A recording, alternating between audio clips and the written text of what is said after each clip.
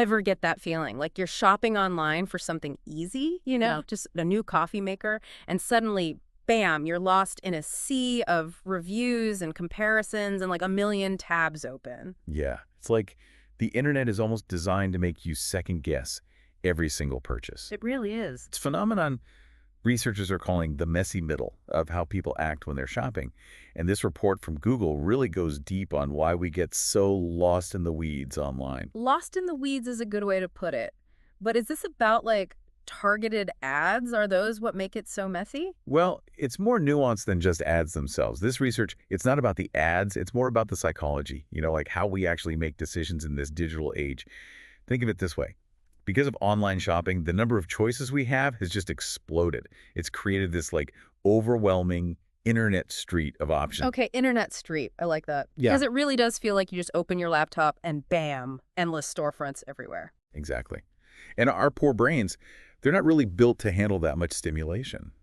So what we do, we come up with shortcuts, little mental tricks. They're called cognitive biases to kind of filter out all that information overload. Cognitive biases, right. I've definitely heard that term, but a little refresher never hurts. Of course. Think of them as like mental rules of thumb. They're actually helpful in normal life, letting us make choices fast without, overthinking everything. But when it comes to shopping, marketers, they figured out how to use these biases to, influence what we choose. And that's where it gets really interesting. It's like they're playing chess with our brains. Exactly. And this report, it's like they're revealing some of those chess moves. They break down 6 key biases that shape how we shop online. But before we get to those, let's talk about how our searches have changed. Okay, search behavior. Because that's really the first step in this whole messy middle thing, right? First step, yeah. Think about the words we use, like cheap, best, reviews. They're like clues showing us what's going on in a shopper's mind. So what are those clues telling us? Well, this is where it gets really cool. The report, it looked at Google searches way back to the early 2000s, and they found something really interesting.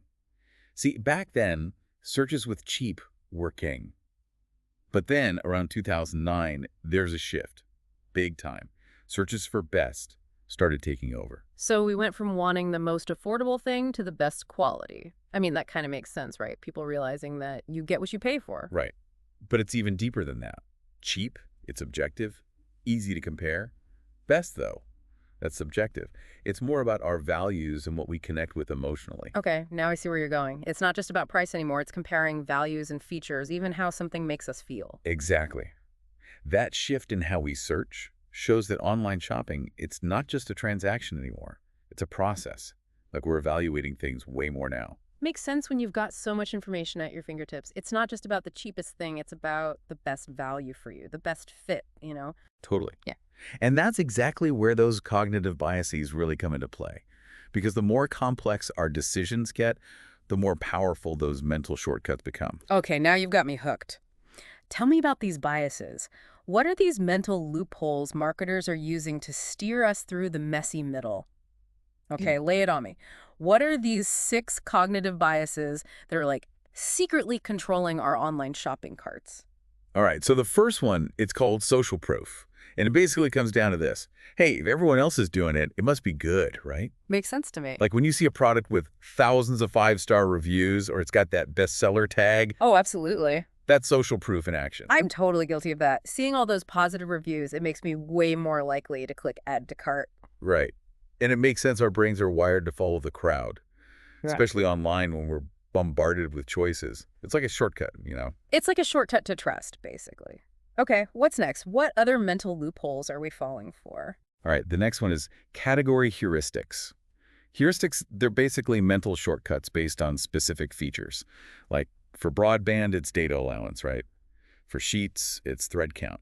For a phone, it's battery life. So it's like those key features that everyone wants to know about, but they might be different for everyone depending on what's important to them. Exactly. So marketers are trying to figure out what matters most to the shopper in this category, and then, bam, they highlight those features. Yeah. Makes their product stand out in that crowded internet street we talked about. Okay, makes sense. Hit me with number 3. Number 3 is scarcity bias. This one plays on our fear of missing out. Oh, this one I know well. Limited time offers, those only a few left in stock messages. Ugh, the dreaded act fast before it's gone. It gets me every time, especially with travel deals. Something about thinking I might miss out on a good deal just makes me want to book it right then and there. Exactly. It creates that urgency. It's powerful stuff. And then, of course, we have the power of free. Who doesn't love free stuff, right? Exactly. Whether it's a free gift, a buy one, get one free deal, Yeah. or even just free shipping. That word free just works wonders. That magic makes any offer instantly better. Okay, what's next? 2 more to go. Number 5 is the power of now, which basically means we all want instant gratification these days. Oh, Think about it. Expedited shipping, same-day delivery, anything that gets us what we want faster. well, with Amazon Prime and all, we're kind of used to getting things right away. It's like, why wait, right? Exactly. Yeah. Convenience is king in the messy middle. And last but not least, we have authority bias. Okay, I feel like I can already guess this one. Is it about, like, trusting experts? You got it. It's about trusting authority figures. So think about endorsements, from industry leaders Hmm. or awards and stuff. Even just a quote from some big expert. It adds credibility. It's a shortcut to trusting a brand, especially if you've never heard of them before. Okay, so let me see if I got all that.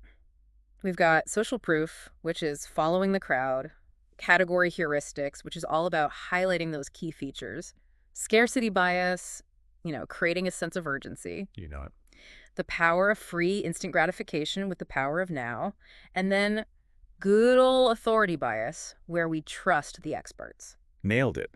You've officially been schooled in the art of the messy middle. I love it. But here's where it gets even more interesting. They took these 6 biases and they decided to run an experiment. They wanted to see just how powerful these biases really are. Okay, now you've got my attention. An experiment. Tell me more. An experiment, huh? What did they do? They called it the fake brand challenge. Basically, they wanted to see if a brand, like totally made up, could compete with the brands we all know just by using these biases. Okay, hold on. So they just invented brands out of thin air. Did they at least give them good names? Like cool logos and stuff? Oh yeah, they went all out. Created fake brands for all sorts of stuff, each with a whole backstory, even a visual identity. Then they put them up against real brands in this online marketplace they made, using the 6 biases to, give the fake brands a boost. Okay, so what happened? Did people actually fall for it? Did these fake brands fool anybody? Well, get this. People went for it.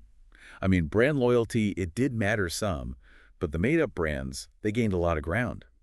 Sometimes they got almost half of the shoppers to pick them. Are you serious? So even if I thought I was loyal to a certain brand, these fake ones, just knowing how our brains work, they could, sway me. That's the thing. It shows how strong these subconscious influences are. Like they had this fake mobile company, Yeah. Gem Mobile. Gem Mobile, okay. They played up the reviews, made them super positive, showed fake expert endorsements, even offered a free phone upgrade. Smart. And guess what? They snagged almost 50% of people's preference over real mobile companies. Wow. It's like this research is showing us the magic behind the curtain, like how marketing really works. Yeah. It definitely makes you think about how we make decisions as consumers.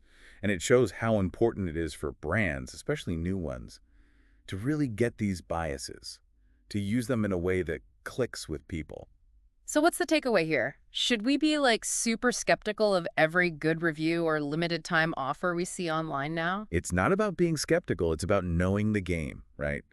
Next time you're online shopping, remember those 6 biases: social proof, category heuristics, scarcity bias, power of free, power of now, and authority bias. It's like we've got a cheat sheet now for the messy middle. Exactly. By understanding these biases, you can make smarter choices. Think twice about those glowing reviews, decide what features really matter to you, and hey, don't be afraid to try a brand you've never heard of before. Or who knows, maybe this will inspire someone listening to start their own super-powered brand. There you go. But this whole messy middle thing, it really makes you think. If marketers can already predict what we're going to choose this well, what happens when it gets even more advanced? It's a wild world out there in the online marketplace, but hey, at least we're going in with our eyes open. That's it for our deep dive into the messy middle, everyone. Happy shopping.